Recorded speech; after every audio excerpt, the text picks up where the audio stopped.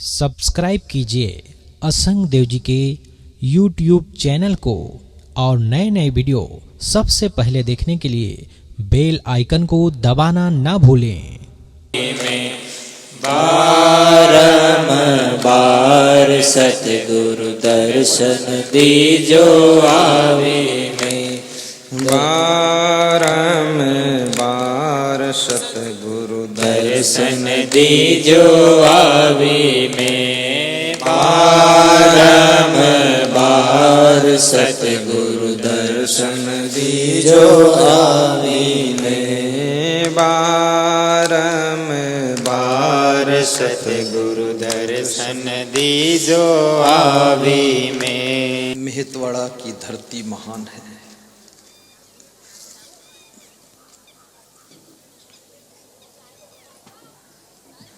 सीधे बैठ जाओ, ध्यान को एकाग्र कर लो।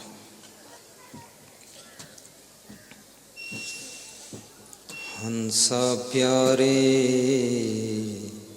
सरवर तजी कहाँ जाए, हंसा प्यारे सरवर तजी कहाँ जाए। जही सरवर बीच मोतिया चुगत होते, बहुविधि के लिकराय, हंसा प्यारे सरवर तजी कहाँ जाए। गौर से सुनना। संत कबीर पूछ रहे हैं कि हे हंस चेतन, इस शरीर को छोड़कर तू कहाँ जाएगा? ये मनुष्य शरीर जब तेरी मृत्यु होगी, तेरी आत्मा कहाँ जाकर जन्म लेगी?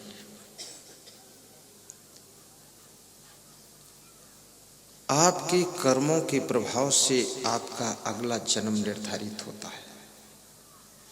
इसलिए सत्कर्म कीजिए ताकि अगला जन्म अच्छे गांव में हो, अच्छे परिवार में हो, भक्ति करने वाले माता पिता आपको मिले, साधना करने वाला परिवार मिले, सत्संगी परिवार में आपका जन्म हो। और यदि इस जीवन में तुम सत्संग सुनोगे और इस जीवन में यदि तुम दान पुण्य करोगे, भक्ति करोगे, तो यही सत्संग और दान पुण्य भक्ति के संस्कार तुमको इस शरीर को छोड़ने के पश्चात तुम्हारी आत्मा को किसी सत्संगी गांव में ही जन्म दिलाएंगे।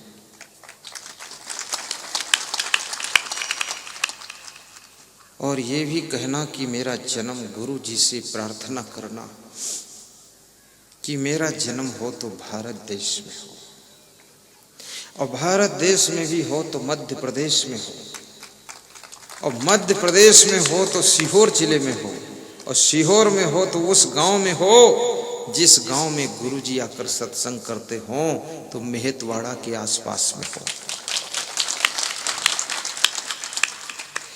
कृष्ण के भक्त कहते थे, हे कृष्ण, अगर मैं मर जाऊं और जन्म लूं, पशु बनूं, तो नंद बाबा की गायों के बीच में बछड़ा बनकर चरूं, ताकि हे कृष्ण तुम डंडा लेकर मुझको चराओ तो मैं तुम्हारा दर्शन करूं।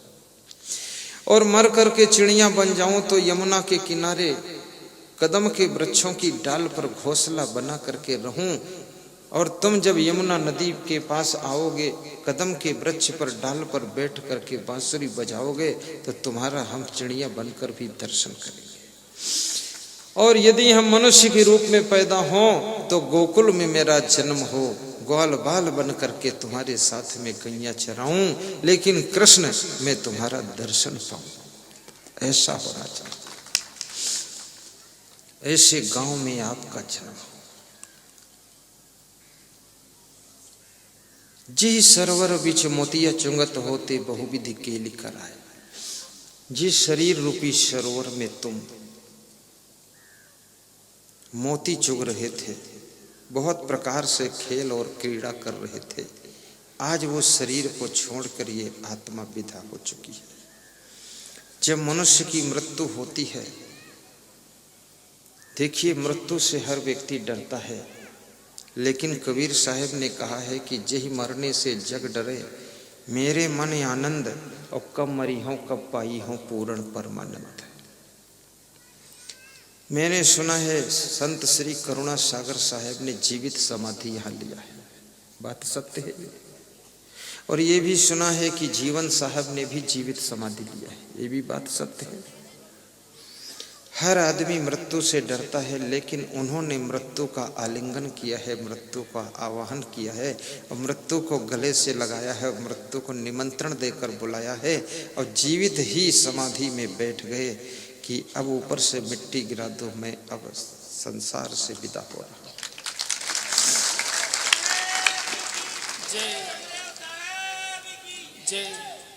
जिस मृत्यु से पूरा संसार डरता है, धनवान डरता है, बलवान डरता है, जिस मृत्यु से बुद्धिमान भी डरता है, थर थर लोग कांपते हैं। अभी यहाँ पर छोटा सा सांप निकल पड़े, लोग दौड़कर भाग जाएंगे कि बच्चों काट खाएगा, भले उस सांप के जहर हो न हो। कोई झूठ ही बोल दे इसमें सांप घुसा है, तब भी भाग जाएंगे। लेकिन धन्य है वे करुणा सागर साहब, शायद उन्होंने अपनी आत्मा की अमरता को पहचान लिया था कि ये शरीर तो नश्वर है, लेकिन आत्म तत्व जो है वो अजर अमर है, और मैं शरीर नहीं हूँ, मैं अमर आत्मा हूँ। इस शरीर के मरने से भी मेरी मौत नहीं होती है।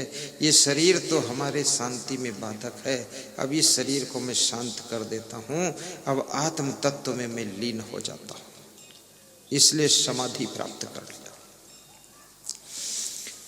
लेकिन कबीर साहब संसारियों के लिए कह रहे हैं कि सूखे ताल पुरैन जल छाड़े, कमल गए को मिलाए।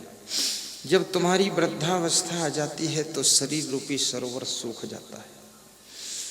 20 साल की उम्र में, 15 साल की उम्र में, 30 साल की उम्र में जो व्यक्ति सुंदर दिखाई देता है, 50, 60, 70 साल की उम्र में उसी के शरीर के चेहरे के ऊपर झुर्रियां दिखाई देने लग जाती हैं, सिमटे पड़ जाते हैं, चमक कम हो जाती है, बुढ़ापा आ जाता है, सुंदरता खत्म हो जाती है।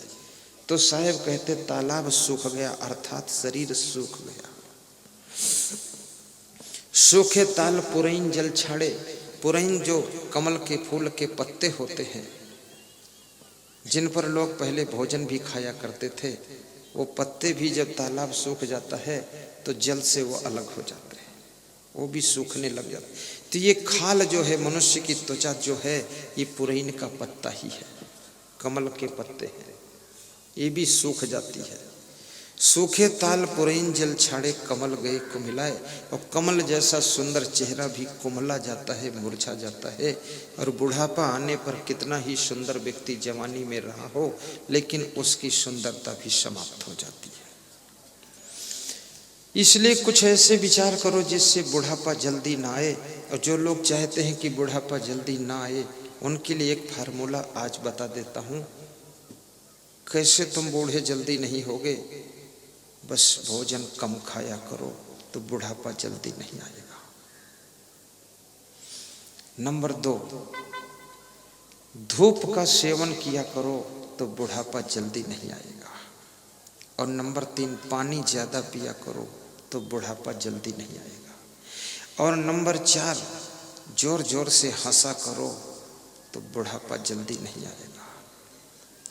और नंबर 5, हर महीने में एक दिन बैठकर खूब रोया करो तो बुढ़ापा जल्दी नहीं आएगा।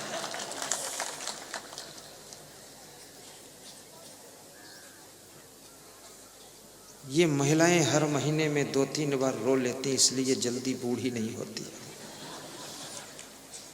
और पुरुष 10-10 वर्ष हो गए रोए नहीं है, इसलिए बूढ़े जल्दी हो जाते हैं। और जो स्त्रियां चाहती हैं कि मेरा पति जल्दी बूढ़ा ना हो, तो अपने साथ में भी इनको रोने की ट्रेनिंग तो रोया करें। रोने से जो आंसू निकलते हैं, ये शरीर को बूढ़ा करने वाला केमिकल निकल जाता है, आंसू। और जो रो लेता है उसका हार्ट अटैक नहीं होता है। ये आंसुओं के माध्यम से वह केमिकल निकलता है बाहर जो हार्ट को अटैक करता है। इसलिए महिलाओं का हार्ट अटैक बहुत कम होता है, पुरुषों का ही हार्ट अटैक होता है। क्योंकि पुरुष न रो पाता न हंस पाता, ये बीच में फंस जाता है, घुट घुट कर जिंदगी जीता है, अंदर अंदर घुटन भरी जिंदगी इसकी हो जाती है। थोड़ा खुल करके हंसा भी करो, और रोने में शर्म लगे तो खेत में जाकर रोया करो।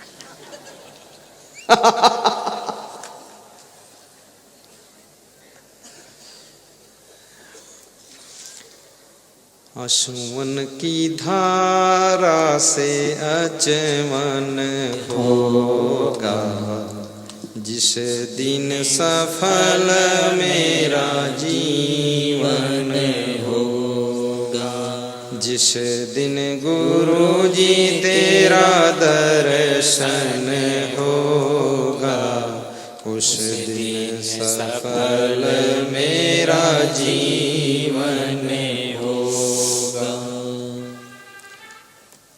सूखे ताल पुरैंजल छाड़े कमल गए को मिलाए। धैर्य से बैठे रहना, कोई उठना मत। जो उठ रहे हैं जरा इधर देखो, क्यों उठ रहे हो, क्या बात है, क्यों घबरा रहे हो? ये सब रोने के लिए जा रहे हैं उधर। बैठकर सुनते रहो। सत्संग के बीच में उठने से सभी के घर के भूत प्रेत उसी के घर चले जाते हैं। इसलिए पहले जाना नहीं चाहिए। सच बताता हूँ, फिर मत शिकायत करना कि हमारा घर गड़बड़ा गया। फिर कहोगे सत्संग में गए तो भी भूत प्रेत निकले नहीं, सबके घर के तुम्हारे घर में घुसेंगे। बैठ जाओ शांति से, हड़बड़ी मत किया करो, सुना करो। सूखे ताल पुरैंजल छाड़े कमल गए को मिलाए। ये कमल जैसा चेहरा वृद्धावस्था में कुमला जाता है, मुरझा जाता है। शरीर धीरे धीरे सबका कमजोर होता जा रहा है। इसलिए जवानी जब मिले तो जवानी का सदुपयोग कीजिए, क्योंकि जवानी भी थोड़े दिन के लिए मेहमानी की तरह आई हुई है। जवानी को आलस्य में मत बिताओ, क्योंकि ये तो चली जाने वाली है। जवानी को फालतू कार्यों में मत लगाओ, क्योंकि वापस लौटने वाली है। जवानी एक अवसर है, जवानी एक चांस है, जवानी एक शक्ति है, जवानी एक ताकत है, जवानी एक स्वर्णिम गोल्डन चांस मिला है। जवानी में अगर पूरी जवानी का सही प्रयोग कर लो तो महान संत बन करके उभरोगे, और राजनीति के क्षेत्र में जवानी का सही प्रयोग कर लो तो मुख्यमंत्री, प्रधानमंत्री, मंत्री बनकर उभरोगे। और याद रखना, अगर जवानी का सही प्रयोग तुमने किया है, बचपन का सही प्रयोग किया है, तो कलेक्टर, एसडीएम, डीएम बन करके उभरोगे। और जवानी का अगर तुमने दुरुपयोग किया है तो आतंकवादी, उग्रवादी और गुंडागर्दी करके तुम उभरोगे। इसलिए जवानी का सदुपयोग करना चाहिए।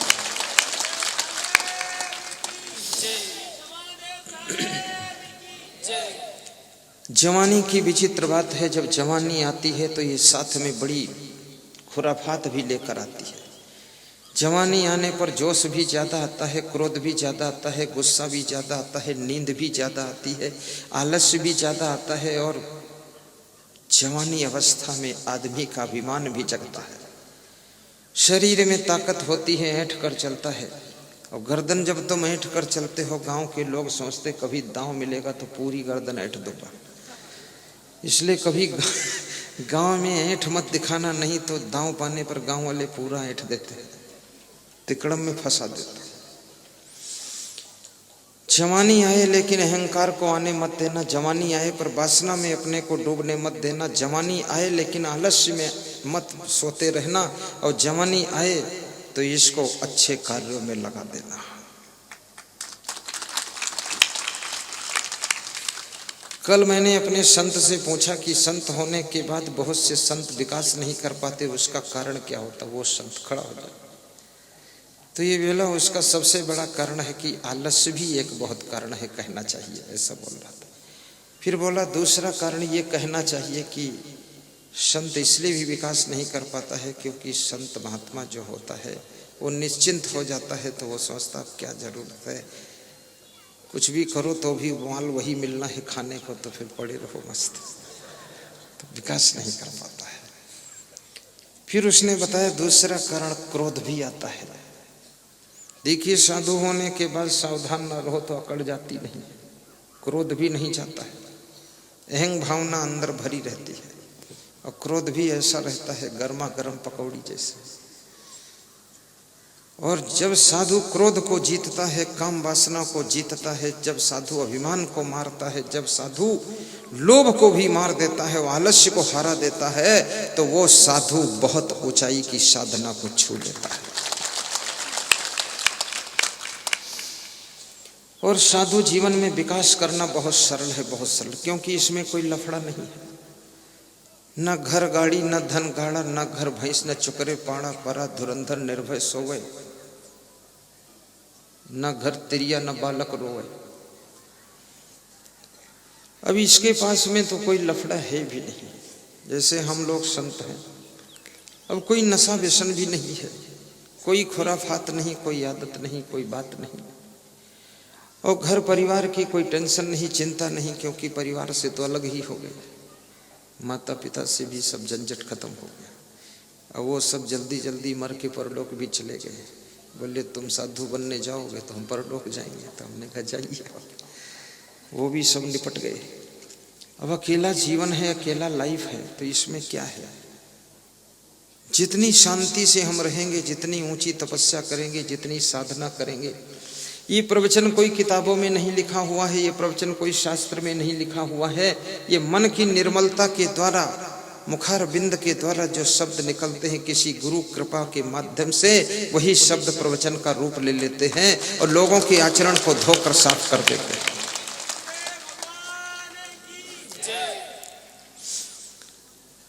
अंतःकरण को निर्मल कर लो। गलतियां करने वाले लोग बहुत आगे नहीं बढ़ सकते हैं, गलतियों को सुधारने वाले लोग धीरे धीरे आगे बढ़ते हैं, और जो गलतियां कभी नहीं करते वो स्पीड से आगे चले जाते हैं। इसलिए याद रखना, गलतियों में भी समय मत गंवाना। और एक बार गलती हो जाए तो उसे गलती कहते हैं, अगर उस गलती को बार बार दोहराओ तो उसे अपराध कहते हैं, और गलती को कभी छोड़ ना पाओ तो उसे पाप कहते हैं, और जिससे गलती कभी ना हो उसे ही महात्मा कहते हैं, महान कहते हैं।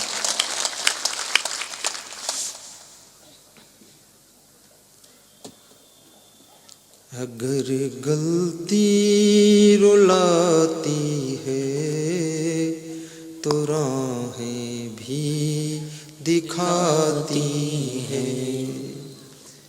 एक बालक दौड़ता हुआ जा रहा था, ये विदेश की घटना है। तो सकरी गली थी, मोड़दार गली थी, उधर से एक छोटी सी लड़की अपने सिर के ऊपर फलों की टोकरी रख करके आ रही थी। वो लड़की आवाज लगा रही थी कि फल ले लो, फल ले लो, फल ले लो, सस्ते फल ले लो, अच्छे फल ले लो, द्वार पर फल ले लो, घर बहुत सेवा है, फल खरीद लो। और ये बालक फ्रांस का बालक था, दौड़ता हुआ भागता हुआ जा रहा था। जवानी अवस्था थी, जोश ज्यादा था, तो उस लड़की को टकरा गया मोड़ पर। उसके फल गिर गए, फल सब लुढ़क कर नाली में चले गए, और वो लड़का भाग गया। वो लड़की रो रही थी बैठी। लड़की के रोने की आवाज को सुन करके उस लड़के के मन को भी करुणा आ गई, और भागा तो जरूर, लेकिन फिर लौट कर आ गया। और उस लड़की से बोला, थोड़े से फल तेरे लुढ़क कर नाली में गिर गए, इतना रोने की क्या जरूरत है? उसने कहा, सवाल फलों का नहीं है, बेहद गरीब हूं और मेरी माँ अंधी है, और फल किसी सेठ के यहाँ से उधार लेकर आई हूँ। फल बेच करके मूलधन सेठ को देती हूँ, और जो प्रॉफिट होता है आटा दाल चावल खरीद को रोटी बनाकर शाम को अपनी अंधी माँ को खिला देती हूँ। अब ये फल सब नाली में गिर गए, सेठ को मूलधन कहाँ से दूंगी, और मेरी अंधी माँ भूखी बैठी रहेगी, उसको रोटी कहाँ से खिलाऊंगी? इसलिए मैं रो रही हूँ। उस बालक के मन में करुणा आ गई। वो बालक आंसू पोंछ लेता है, उसकी आंखों में भी आंसू आ जाते हैं। और वो कहता है कि मेरी माँ के पास चलो, मैं उससे पैसे दिला देता हूँ। अपनी माँ के पास में ले करके गया और कहा कि माँ, कहने में डर लगता है लेकिन कहे के बिना बनता भी नहीं है। मेरी गलती से इस लड़की के फलों की टोकरी गिर गई और फल नाली में चले गए, ये रो रही है, इसको फलों की कीमत चुका दीजिए। माँ की बहुत ज्यादा ममता अपने बेटे के ऊपर होती है, लेकिन याद रखना भाइयों बहनों, बेटे को जो माताएं सुधारना चाहती हैं वो बेटे के साथ में थोड़ा कठोर व्यवहार भी करती है। माँ ने कहा फलों की कीमत तो दे दूंगी, तू रोज रोज ऐसा ऐसा बखेड़ा खड़ा करता रहता है, 1 महीने का सुबह सुबह का तेरा नाश्ता बंद हो जाएगा, उसी नाश्ते के पैसे में ये पैसे काट दिए जाएंगे। अगर तू इस बात में राजी है तो मैं पेमेंट कर देती हूँ। तो उस बालक ने कहा कि मैं राजी हूँ, पेमेंट कर दीजिए। पेमेंट कर दिया। लड़की तो हंसती हुई चली गई, लेकिन वो बालक सोचने लगा कि एक गलती से 1 महीना का नाश्ता बंद हो गया मेरा। जब सुबह माँ नाश्ता बैठकर करती थी, वो बालक टुकुर टुकुर देखता था, तो माँ कहती थी उस गलती के कारण नाश्ता नहीं मिलेगा, डायरेक्ट भोजन 12 बजे मिलेगा। बालक सोचता था अब दोबारा कभी गलती नहीं करूँगा। इस माँ की कड़ाई से, इस माँ के अनुशासन से, माँ के समझाने से और माँ के कारण वो बालक आगे चल करके अपने बाल्यावस्था को पार करते ही, जवानी में प्रवेश करते ही फ्रांस देश का राष्ट्रपति बनकर बैठ गया, जिसका नाम नेपोलियन बोनापार्ट। नेपोलियन बोनापार्ट के मित्रों ने पूछा कि नेपोलियन तू इतनी छोटी उम्र में राष्ट्रपति कैसे बन गया? तो उसने कहा कि मैं नहीं बना हूँ, मेरी माँ की कृपा ने मुझको राष्ट्रपति बनाया है। वो अगर मुझे दंड ना देती तो मैं उदंड हो जाता, और दंड पा करके मैं प्रचंड हो गया, इसलिए मैं आज राष्ट्रपति पद पर बैठकर अखंड हो गया। इसलिए आपका बालक अगर गलती करे तो थोड़ा उसको दंड भी दीजिए। धृत दंडम विकारिषु। चाणक्य से किसी ने पूछा कि बालक को कितने दिन तक लाड़ प्यार करना चाहिए, तो चाणक्य ने बताया कि लाड़ेत 5 वर्ष। किसी भी बालक को 5 वर्ष तक लाड़ प्यार कीजिए तो बोले उसको दंड कब तक देना चाहिए, तो बताया कि ताड़ेत 10 वर्ष। 10 वर्ष तक उसको दंड देना चाहिए, टाइट रखना चाहिए। तो 5 और 10 15 हो गए। बोले 5 साल के बाद बालक को कड़े अनुशासन में रखना चाहिए। बोले उसके बाद बालक के साथ क्या करना चाहिए, तो पुत्रम मित्रम इवा चरित प्राप्ते तो खोट से वर्षा। 16 वर्ष का जब बालक हो जाए तो पुत्र नहीं उसको मित्र मानना चाहिए, और मित्र मान करके उसके साथ में दोस्ताना जैसे रखना चाहिए, क्योंकि यह बालक धीरे धीरे जवानी की ओर बढ़ रहा है, समझदारी की ओर बढ़ रहा है। अब अगर उसको दंड दोगे तो आपका बालक जो है आपकी तरफ मुड़कर खड़ा हो जाएगा और कहेगा पिताजी अब बंटवारा कर लीजिए, बस इसी में खुश हो जाए। इसलिए उस समय दोस्ताना कर लीजिए। और पिता पुत्र कंधे में कंधा मिला करके काम कीजिए। और मैं आपसे निवेदन भी करूंगा, अगर बालक आपका ज़्यादा समझदार है, ज़्यादा बुद्धिमान है, तो अपने बालक के ही हाथ में पूरा नेतृत्व सौंप दीजिए। यदि आपकी बहू ज़्यादा बुद्धिमान है, ज़्यादा समझदार है, तो अपने बहू के हाथ में नेतृत्व सौंप दीजिए। ये विचार करना। और यदि आपकी सासू ज़्यादा बुद्धिमान है तो सासू के हाथ में ही कमान रहने दीजिए, चलने दीजिए, गाड़ी आगे बढ़ने दीजिए। अभी हमारे आश्रम की कमान हमारे आश्रम के गुरुदेव और संचालक साहिब के हाथ में है। वो 95 साल के हैं, 99 साल के हैं, लेकिन उन्हीं के हाथ में नेतृत्व है, क्योंकि वह बड़े चमत्कारिक बुद्धिमान हैं। उनको एक भक्त ने 20 एकड़ जमीन दान दिया था, मेहनत करके उन्होंने उसको 60 एकड़ बनाया है। तो मैंने कहा जो 20 से 60 बना सकता है तो वो जिंदा रहे तब तक वही मालिक रहना चाहिए। कई बूढ़े भी ऐसे होते हैं, शरीर बूढ़ा हो जाता है लेकिन अनुभव उनका जवान बना रहता है। ऐसे बुजुर्गों के साथ में आप उनके साथ मिलजुल करके काम कीजिए। समस्त श्रोता नए नए आए हुए हैं, इनको भी व्यास गादी धन्यवाद दे रही है। और मुस्कुरा करके बैठ जाइए साहिब बंद में। ताली बजा दीजिए विधायक जी को।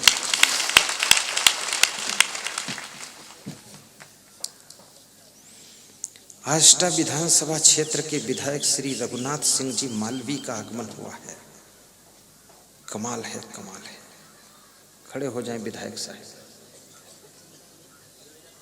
उधर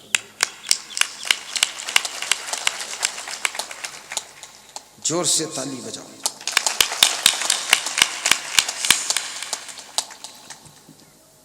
विधायक साहब को मैं कहूंगा पहलवान सिंह के पास में कुर्सी पर बैठ जाए। जाओ जल्दी। और नवयुवक मंडल से कहूंगा एक माला फट से डाल दें इनका भी माल निकालो थोड़ा। जल्दी डालो। तुम लोग 10-20 माला ज्यादा लाया करो।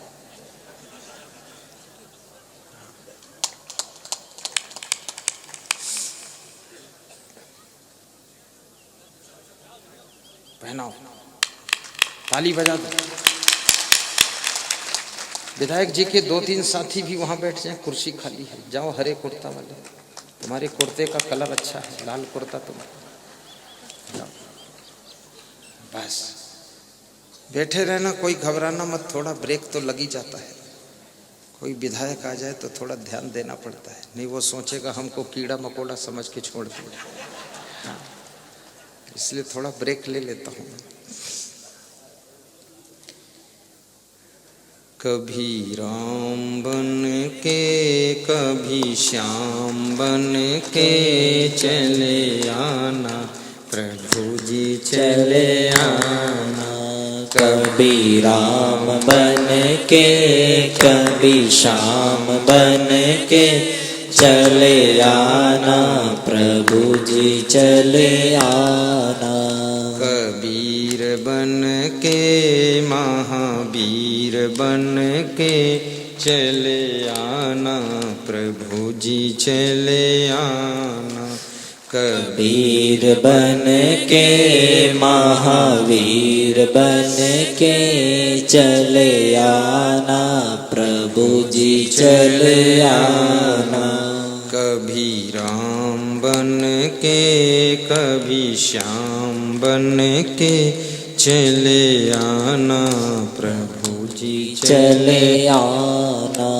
कभी राम बन के कभी श्याम बन के चले आना, प्रभु जी चले आना।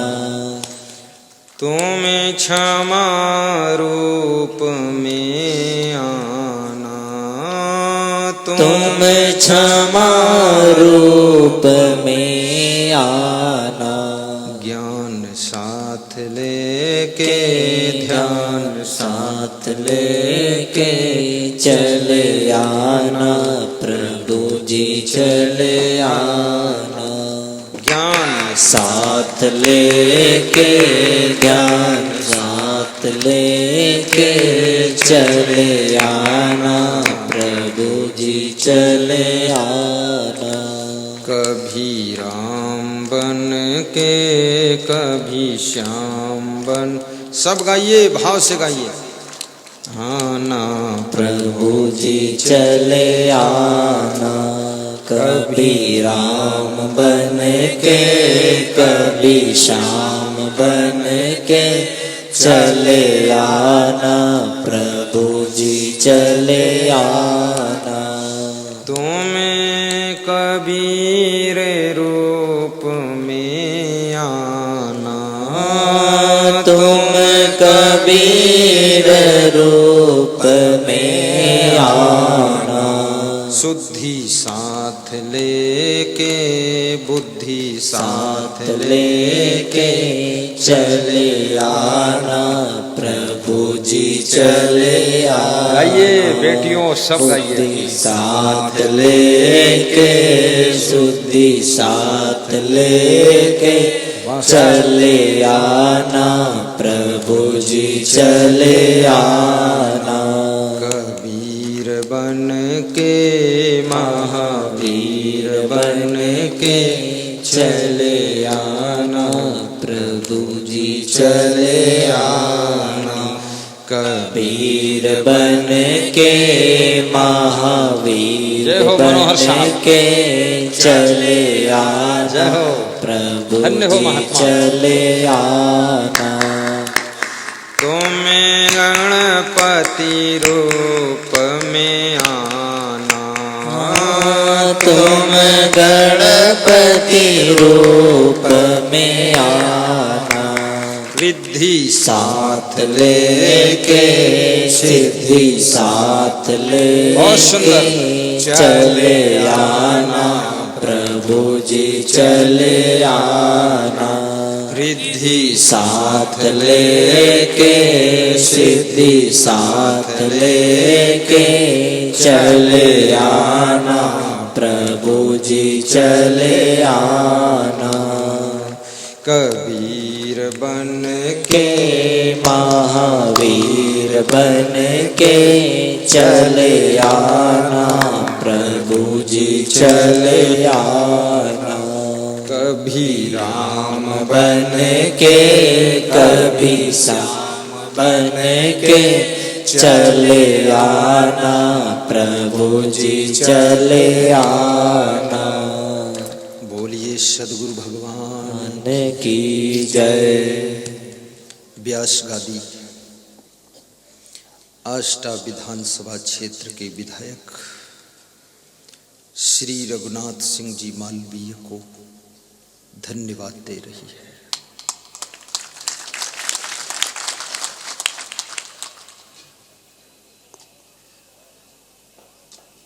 हजारों श्रोताओं की ओर से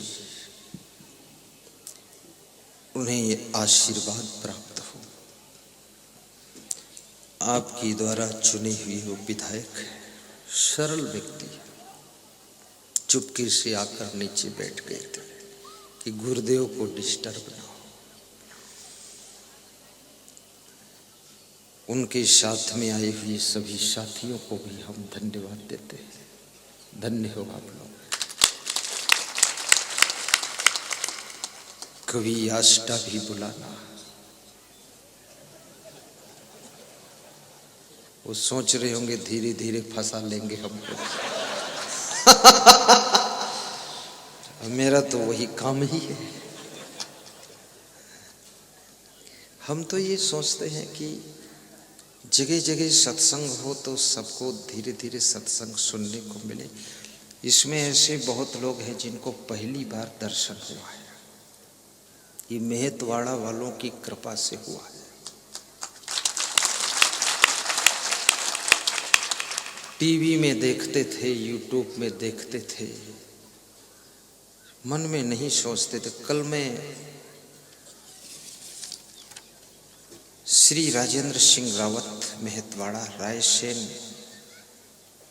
भक्त जी मेहतवाड़ा, विक्रम सिंह भाटी रोलो पिपलिया, 3 स्थानों में मैं आधा आधा घंटे की पधरौनी किया था। तो सभी के घर में जो पुरुष बंधु थे और माताएं बहनें थीं, सब यही कहते थे कि अभी मेरे घर तुम बैठे हो, फिर भी यकीन नहीं होता तुम बैठे हो। टीवी में देखते थे, उम्मीद नहीं थी घर कभी आओ। तो मैंने कहा कि शिवरी की कुटिया में शिवरी की श्रद्धा से जब राम जा सकते हैं, विदुर जी की श्रद्धा से कृष्ण भगवान जाकर के साग भाजी खा सकते हैं, तो हम आपकी कुटिया में आकर के गाय का दूध पी सकते हैं।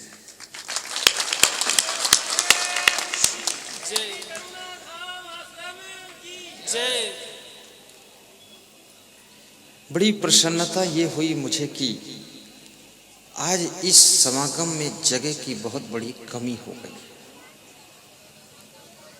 कोई टेढ़े मेढ़े उधर बैठे हैं, कोई इधर बैठे हैं। मुझे लगता है कल एक एक श्रोता 3-3, 5-5 श्रोताओं को लेकर आओ। यहाँ की सारी सीमाओं को फिर से और तोड़ देना है। और अगली बार जब हमारे पहलवान जी का सत्संग होगा ना, तो कोई 5 एकड़ के प्लाट में ही हो, सीधा और 500 गांव में प्रचार हो और 200 होर्डिंग विधायक जी के जिम्मे है, आष्टा की तरफ लगवा दी। इसमें मेरा फोटो और आपका फोटो, पहलवान का फोटो, 3 लोग दमादम मस्त कलंदर। तो सूखे ताल पुरैन जल छाड़े। कबीर साहब कहते हैं शरीर रूपी सरोवर सूख चुका है और ये खाल, ये त्वचा रूपी पुरैन शरीर की हड्डियों को छोड़ चुकी है खाल, अर्थात बुढ़ापा आ गया है, वृद्धावस्था। वृद्धावस्था बड़ी कमजोर अवस्था है, जर्जर अवस्था है। इसलिए महात्मा विदुर कहते हैं कि हे धृतराष्ट्र, दिवसे नयो तत्कुर्यात् येन रात्रौ सुखम वसेत्, अष्टमासेन तत्कुर्यात् येन वर्षा सुखम वसेत्, पूर्वे वयस तत्कुर्यात् येन वृद्धा सुखम वसेत्, यावत् जीवेन तत्कुर्यात् येन प्रेत्य सुखम वसेत्। दिन भर में वह सब काम पूरे कर लेना चाहिए जिससे कि रात को निश्चिंत तुम सो सको, और सर्दी गर्मी के 8 महीनों में वह सब कार्य कंप्लीट कर लेना चाहिए जिससे वर्षा के 4 महीने छत के नीचे आराम से रह सको, और बचपन में वह सब कार्य कंप्लीट कर लो जिससे कि जवानी में ठीक से विकास कर सको, और जवानी में वो सब कार्य कंप्लीट कर डालो जिससे बुढ़ापा में हंस करके जी सको, रह सको, प्रसन्न हो सको, और जिंदगी भर में वे सब काम पूरे कर लेना चाहिए जिससे समय मरते समय हंस करके मर सको, तब समझ लो जीना सार्थक है।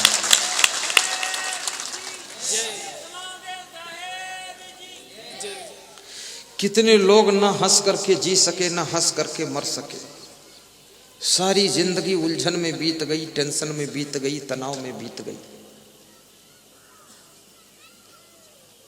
और जिसकी जिंदगी में चिंता अधिक है तो समझ लो मरने से पहले ही मर चुका है, और जिसकी जिंदगी में कोई आनंद नहीं बचा है तो उसकी जिंदगी उसके लिए बोझा बन चुकी है, और जिसकी जिंदगी गुलाब के फूल की तरह खिली हुई है उसकी जिंदगी बुढ़ापे में भी सुख प्रदान करने वाली रहती है जिंदगी।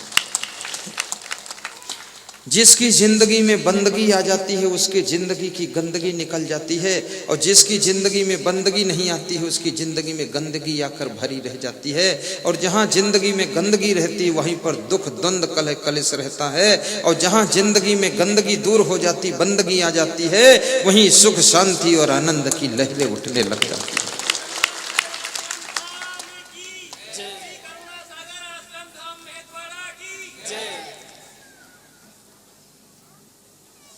आपके घर में सुख शांति के फूल खिलने चाहिए। कहें कबीर जो अब की बिछुड़े बहुर मिलो कब आए, पत्ता टूटा डार से ले गए पवन उड़ाए। कबीर साहब कहते हैं जैसे डाल से पत्ता टूटता है, पेड़ की डाल से हवा उसको उड़ा कर ले जाती, वो पत्ता उस डाल में कब लगेगा, बस खत्म हो गई कहानी। ये मनुष्य शरीर बड़े सौभाग्य से मिला हुआ है, और ये मनुष्य का शरीर खाने पीने भोगने के लिए नहीं मिला है, ये मनुष्य का शरीर कल्याण करने के लिए मिला है।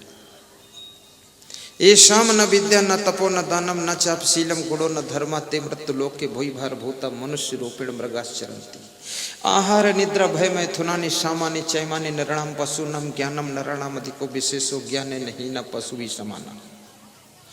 चाणक्य कहते हैं आहार लेना, नींद लेना, भयभीत होना, बच्चों को जन्म देना, ये तो पशु पक्षी भी कर लेते हैं। अगर इतना ही करके मनुष्य मर गया तो समझ लो पशुओं की श्रेणी में जिंदगी जीकर चला गया है।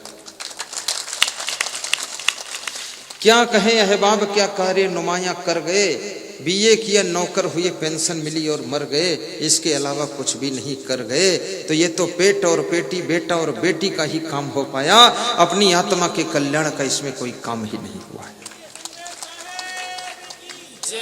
येषाम न विद्या न तपो न दानम न चापशीलम गुणो न धर्म। जिसके पास में विद्या नहीं है, कला नहीं है,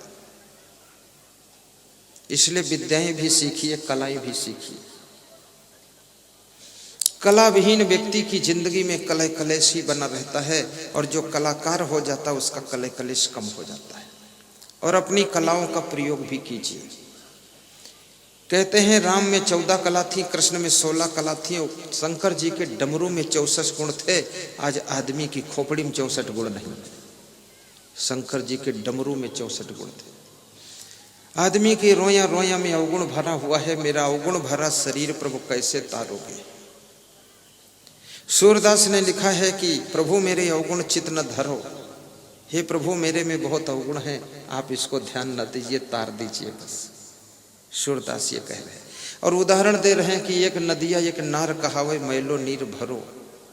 एक नदी है गंगा जी और दूसरा गंदा नाला है, और दोनों मिलकर एक वर्ण भयो सुरसरी नाम परो।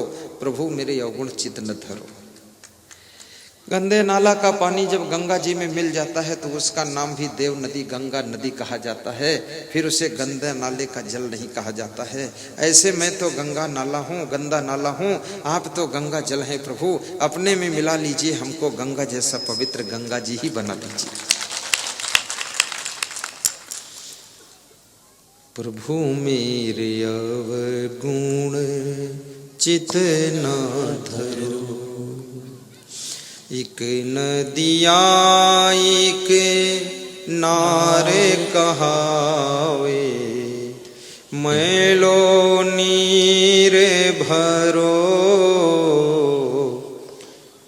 दोनों मिली कई एक बरण भयो सुरसरी नाम परो। प्रभु मेरे अवगुण चित न धरो। हर व्यक्ति में कुछ गुण होते हैं, कुछ अवगुण भी होते हैं।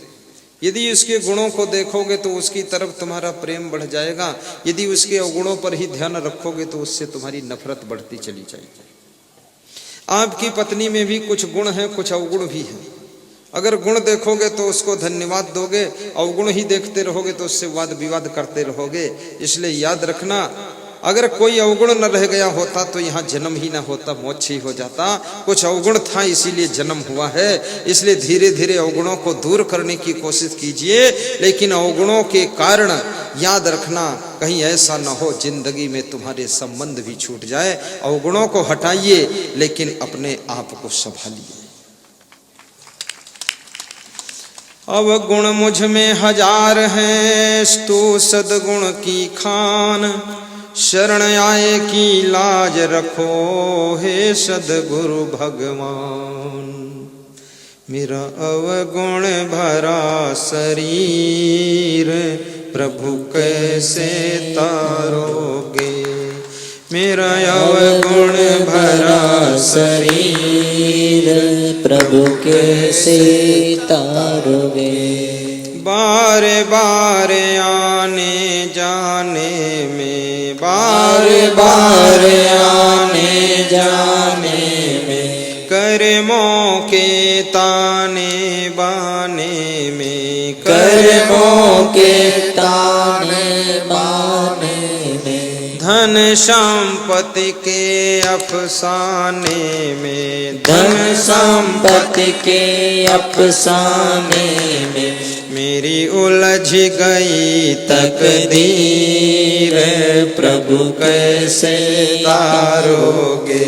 मेरी उलझ गई तकदीर प्रभु कैसे तारोगे। मेरा अवगुण भरा शरीर प्रभु कैसे तारोगे। मेरा अवगुण भरा शरीर प्रभु कैसे तारोगे। बोलिए सद्गुरु भगवान की जय। प्रभु कैसे तारोगे। ऐशाम न विद्या न तपो न दान, और जिसमें तप नहीं है। तप किसे कहते हैं? धर्म की रक्षा के लिए कष्ट को सहना ही तप कहा जाता है। और सबके पास में बहुत से धर्म है।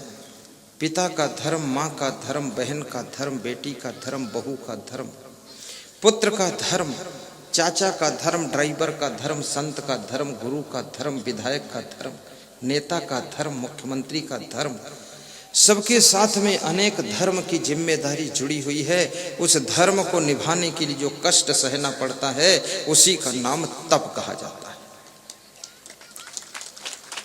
और जब धर्म को तुम निभा लेते हो तब तुम्हारे कर्तव्य का ही पालन हो जाता है। तपो न दानम, और जिसने जीवन में दान भी कुछ नहीं किया पक्का कंजूस बना रहा। 4 प्रकार के लोग संसार में होते हैं। एक तो होते हैं दानी, दूसरे उदार, तीसरे कंजूस, चौथे मक्खी चूस। दानी जो होता है वो स्वयं की सुविधाओं में कटौती करके और दान देने में बढ़ चढ़ करके हिस्सा लेता है। उदार जो होता है वो स्वयं भी खाता है, दूसरों को भी खिलाता है। और कंजूस जो होता है वो ना तो खुद खाता है न दूसरों को खिलाता है।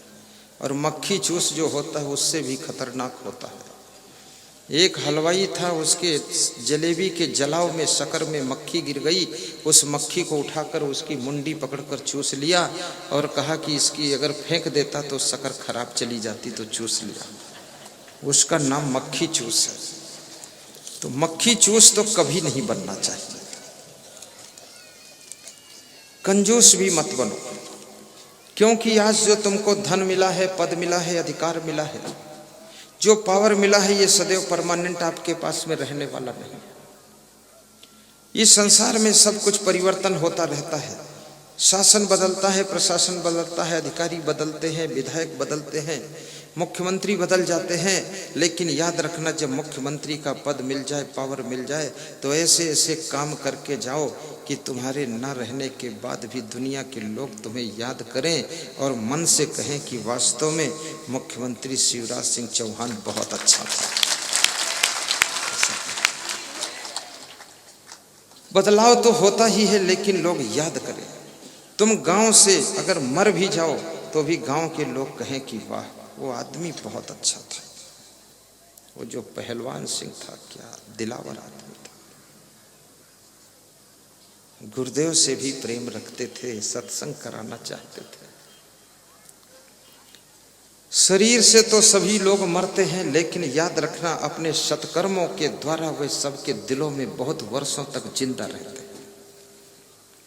इंसान की खुशबू रहती है, इंसान बदलते रहते हैं, दरबार लगा रह जाता है, सुल्तान बदलते रहते हैं। कभी यहाँ करुणा सागर साहिब का दर्शन हुआ करता था, आज वो नहीं है, लेकिन उनकी जय जयकारा कितनी बार बोली गई है, क्योंकि जीवित समाधि लेना कोई छोटी मोटी बात नहीं है। जो व्यक्ति संसार का पूर्ण रूप से मोह त्याग कर देता है, न जीने की इच्छा है न मरने की परवाह है, वही व्यक्ति जीवित समाधि लेता है। तो वह एक नाम पैदा करके चले गए।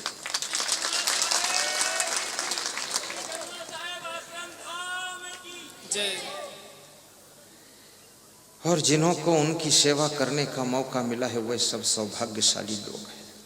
जिनको दर्शन मिले वह भी किस्मत वाले लोग हैं। और मुझे बूंदी जिले में किशोराई पाटन में उनसे मिलन हुआ था, तो मुझे भी थोड़ी सी सेवा करने का मौका उनका मिला था। पर मैं ये नहीं जानता था मेहतवाड़ा के थे। 23 साल पहले उनसे हमारी भेंट हुई थी। उसके बाद आज उसी गांव में मैं आ गया जहां पर उनकी जीवित समाधि है, और जीवित समाधि पर पुष्प अर्पण करके, माला चढ़ा करके हमको भी पुण्य प्राप्त करने का अवसर मिला। ये गांव दानियों का गांव है, ये साधारण गांव नहीं है।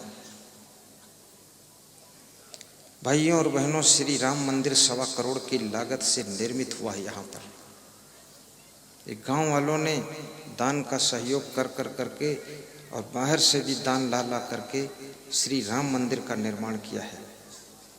और इस गांव में 25 से 30 भारतीय सेना में फौजी बन करके भी नौजवान जा चुके हैं देश की रक्षा के लिए। और इस गांव में पूजनीय संतों की समाधि, जीवित समाधि स्थल भी है। 4 बालिकाएं इस गांव की मध्य प्रदेश पुलिस में तैनात हुई हैं पिछले वर्ष। और इस गांव में प्रत्येक वर्ष में 2-2 बार दंगल पहलवानों की कुश्ती होती है। और इस गांव में अब हम जैसे संत का प्रवचन भी शुभारंभ हो चुका है। ये भी एक नया अध्याय जुड़ गया। बहुत बहुत धन्यवाद इस गांव वासियों को।